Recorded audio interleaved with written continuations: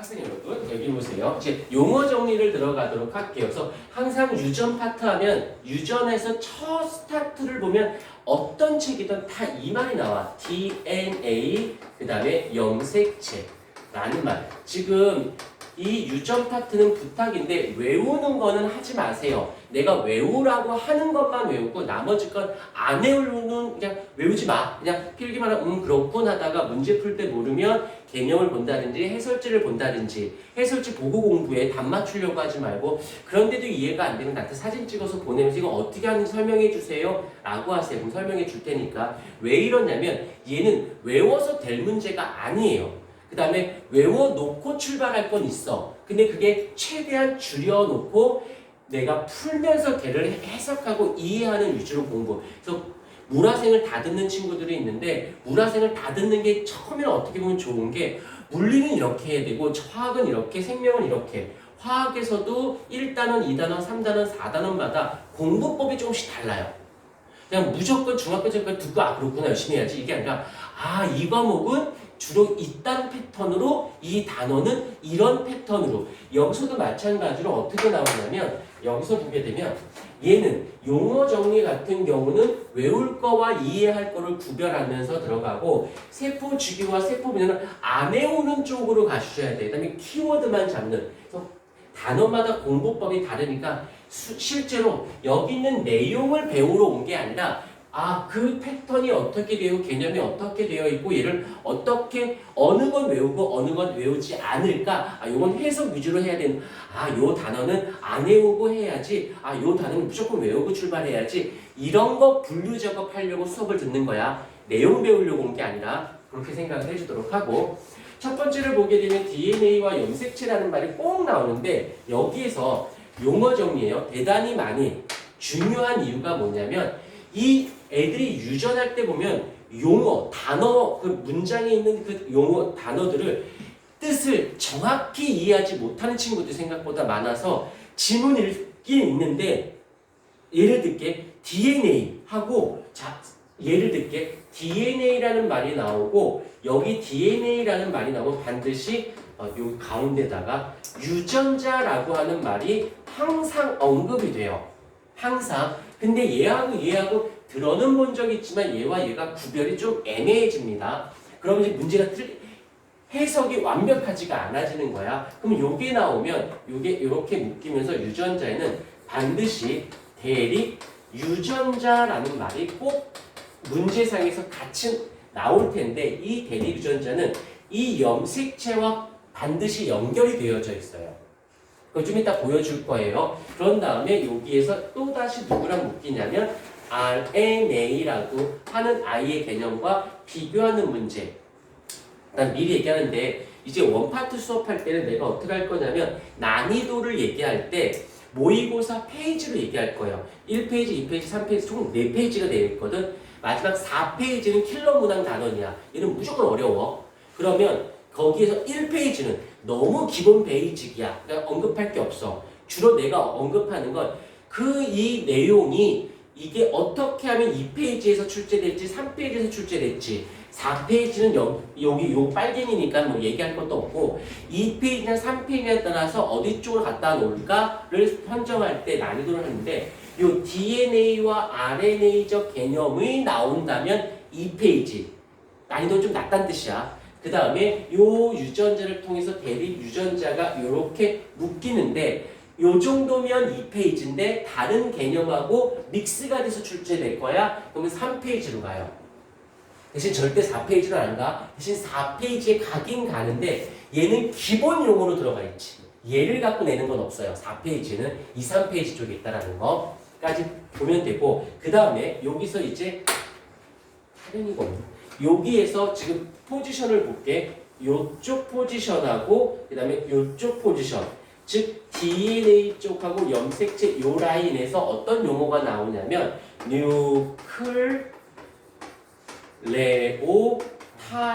뉴클레오타이드라는 단어가 나오고 요쯤에는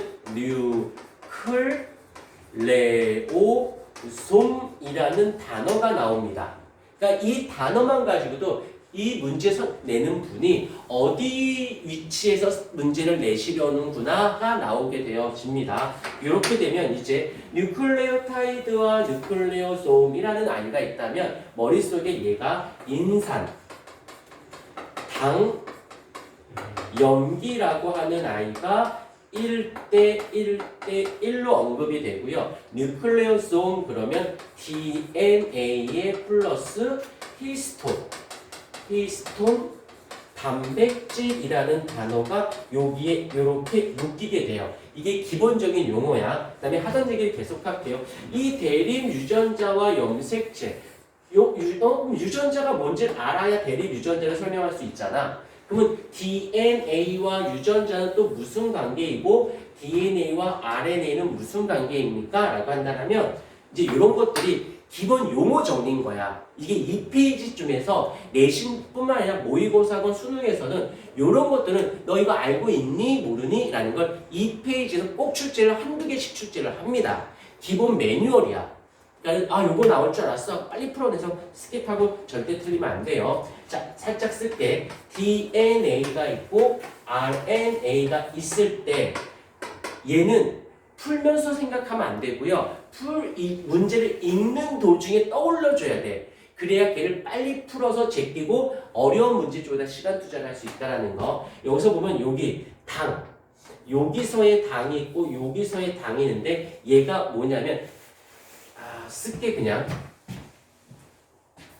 여기서 있는 당은 무엇이냐면 디옥시리보스 어디에는 리보오스라고 하는 데도 있고 어디는 리보스라고 하는 데도 있습니다. 그냥 뜻이 영어니까 얘는 리보스 이렇게. 그래서 디옥시라는 건 뭐냐면 리보스인데 산소가 결핍된 리보스가 DNA에 있는 당이에요.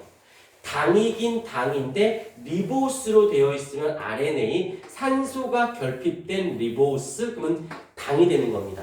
까진 됐고 그 다음에 염기로는 아데닌, 구아닌, 사이토신, 타이민. 그래서 아데닌, 구아닌, 사이토신, 유라실로 되어져 있어요.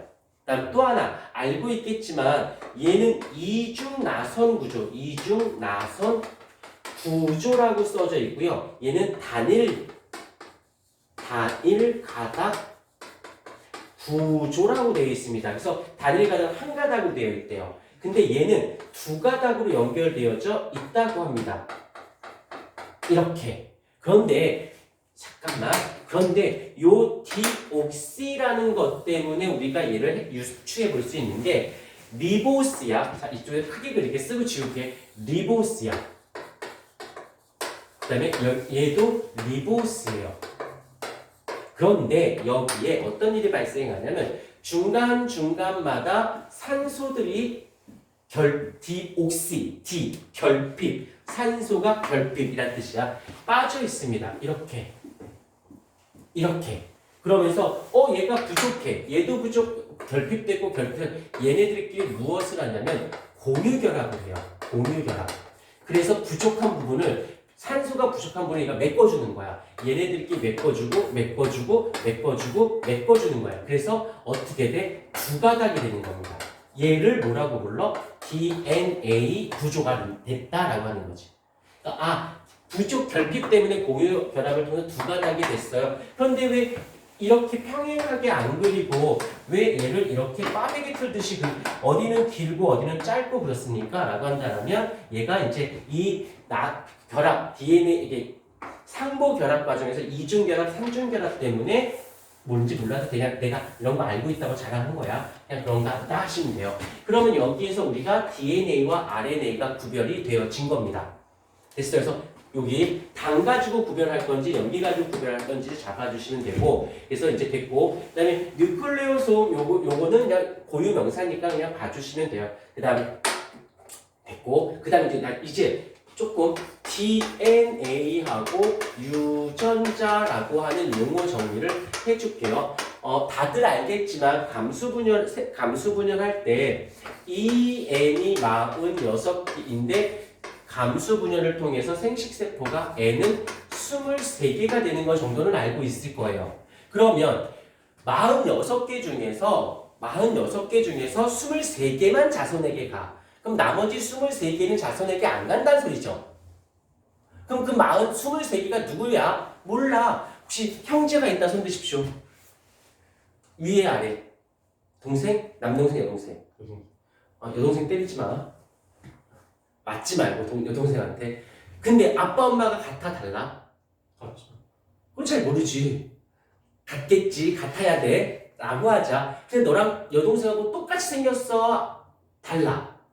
조금은 다르지. 야, 많이 달라야지. 여학생이 너 같으면 안 되지, 새끼야. 아빠 엄마가 같은데 형제가 달라. 그럼 아빠 엄마가 다른 걸까? 가 아니라 아빠가 첫째를 만들 때 준 23가닥, 엄마가 첫째를 만들 때 준 23가닥, 이에 의해서 첫째가 됐어. 그럼 다음 둘째일 때는 첫째가 줬던 23가닥이 아니고 그 무작위로 23개는 맞는데 23개는 맞는데 첫째가 줬을 때 그 23가닥은 아닌 거지. 이해가 됐니? 그럼 자손에 준 게 있고 안 준 게 있을 거 아니야.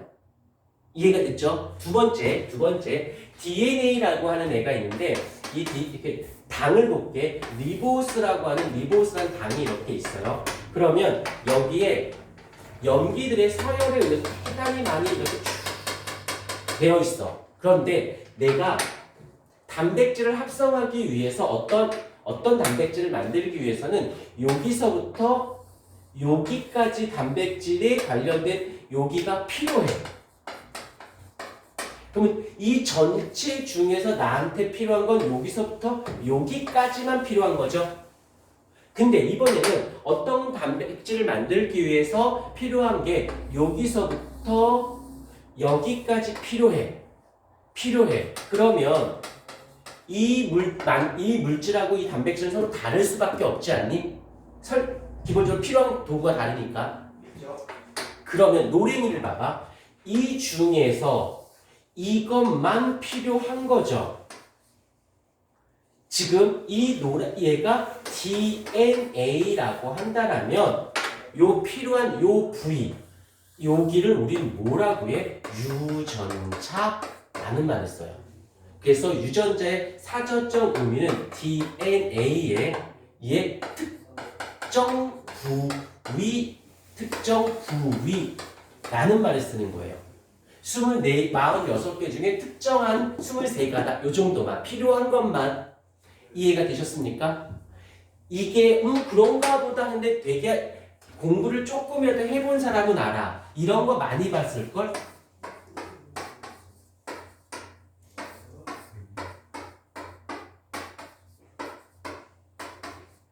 이런 거 많이 봤죠? 끄덕여야지. 아니, 열심히 했다 이런 거 본 적 있지? 끄덕여. 이게 지금 유전자에 대한 이 염색체 중에서 나는 여기에 있는 것만 여기에 있는 유전자라는 뜻이에요. 이게 어떤 거 유전자가 되는 거네. 자, 하던 얘기를 조금 더 하는 게 이제 DNA와 유전자를 구별했어요. DNA와 유전자를 중에 특정 부위, DNA 중에 특정 부위라고 보시면 되고, 대립 유전자라는 말, 이제 대립 유전자라는 말은 여기 전체 중에서 내가 특정 부위만 얘기하는 게 얘가 유전자야. 그런데 여기 있는 애도 유전자예요. 근데 대립이니까 대립구조야. 대립구조니까 쟤하고 나에 대한 이야기지. 그래서 이거를 조금 쟤랑 나의 그때 같은 위치라는 말을 쓸게. 같은 위치에 있는 유전자를 우리 대립 유전자라고 해요. 같은 위치에. 그러니까 사실 얘랑은 얘기하면 안 돼. 같은 위치는 여기 있고 여기 있는 유전자, 여기는 여기끼리, 여기는 요거끼리 이렇게 얘기하는 거야. 왜 이런 얘기를 왜 하냐면 한 형질, 저기는 비고 여기 꽉꽉 차요. 한 형질을 결정하려면 유전자가 결정하거든. 근데 그 유전자가 어떻게 같은 위치에 있어야 돼. 코에 관련된 부분은 코는 여기. 그럼 아빠한테 받은 거, 엄마한테 받은 게 코가 여기 있어야 되고 유전자가 코 유전자가 여기 있어야 되는 거예요. 그런데 똑같이 다른 생물체하고는 교배하고 자손이 안 만들어지죠. 왜냐하면 염색체의 개수도 다를 뿐더러 들어가십시오. 다를 뿐더러 위치가 다른 거야. 얘가 사람이고 여기가 유인원이야. 그럼 여기 같은 위치에 코에 관련됐으면 얘도 코에 관련된 유전자가 여기 있어야 대립 유전자가 돼서 뭐 우성이니 열성이니 뭐 연관되니 뭐 이딴 걸 할 텐데 얘가 유전자 구성이 다른 거야. 위치가. 그럼 수정이 되더라도 자손이 만들어질 수는 없어요. 그걸 통해서. 그래서 같은 종끼리 유전자 구성이 같은 거야. 그런데 선생님 그 사자는 개과 동물이고 호랑이는 고양이과 동물인데 걔네 둘이 교배하면 짐승이 나오던데요? 맞아, 나오긴 해요. 너는 노새라고 들어보니? 노새라는 동물 들어본 적 있니? 말 알죠? 당나귀 알죠? 그 둘을 교배시키면 노새라는 생물체가 나와요. 근데 얘는 태어날 때부터 고사로 태어나. 고자. 자손을 못 낳는다고. 교배를 시키면 나오긴 나와. 근데 얘가 번식 능력이 없어요. 근데 얘가 특징이 뭔지 알아? 말보다는 좀 느려. 근데 당나귀보단 빨라. 말보단 지구력이 좋아. 근데 당나귀보단 지구력이 딸려. 그러니까 이 노새는 말의 장점과 노새의 장점, 그러니까 말보다는 조금 느리긴 하지만 지구력이 훨씬 더 좋고 당나귀보다는 빠른데 지구력이 조금 딸려. 그 장점만 갖고 있는 거야. 이렇게. 근데 얘네들은 유전자 구성이 비슷하긴 한데 다른 종인 경우 사자랑 호랑이는 교배하면은 얘는 자연에서 생존이 불가능하다고 해요. 왜냐면 보통 사자랑 호랑이 중에 누가 더 큰 줄 아니? 크기 사이즈로 보면 호랑이가 더 커요. 사이즈가 평균적으로 한 1.2배? 조금 더 2, 3배 정도 커요. 그러니까 사자가 보통 150에서 200kg가 평균이 안 되는데 호랑이 약간 200kg대거든. 그러니까 좀 커. 그 둘이 교배시킨 놈은 보통 300kg가 넘어요. 커요. 이따 시간에 더 커. 보통 호랑이나 사자가 이렇게 쫙 펼쳐놓으면은 머리부터 꼬리 직전까지 하면 2m 정도 되거든. 근데 걔는 3m 정도 돼. 대가리가 1.5배 커. 사자나 호랑이보다. 크면 좋지 않아요? 크니까 그만큼 유지 능력이 딸리는 거야. 뛰어서 잡아야 되잖아, 누군가를. 근데 덩치가 너무 크니까 이렇게 스피드가 딸려요. 그 다음에 먹는 양도 많아야 돼. 몸집이 크니까. 그래서 자연에서 생존이 불가능. 만약에 생존이 유리했다면 그런 애가 종이 살아있겠지. 아무튼 그렇게 봐주시면 되어집니다. 그래서 여기서 근데 아직 안 끝났음. 요거까지 하고 그런데 여기서 반드시 뭐라고 했냐면 대립 유전자라는 말이 붙으려면 같은 형질의 두 개가 있어야 되지 않니? 두 개가 대립되려면 맞아? 그때 여기 염색체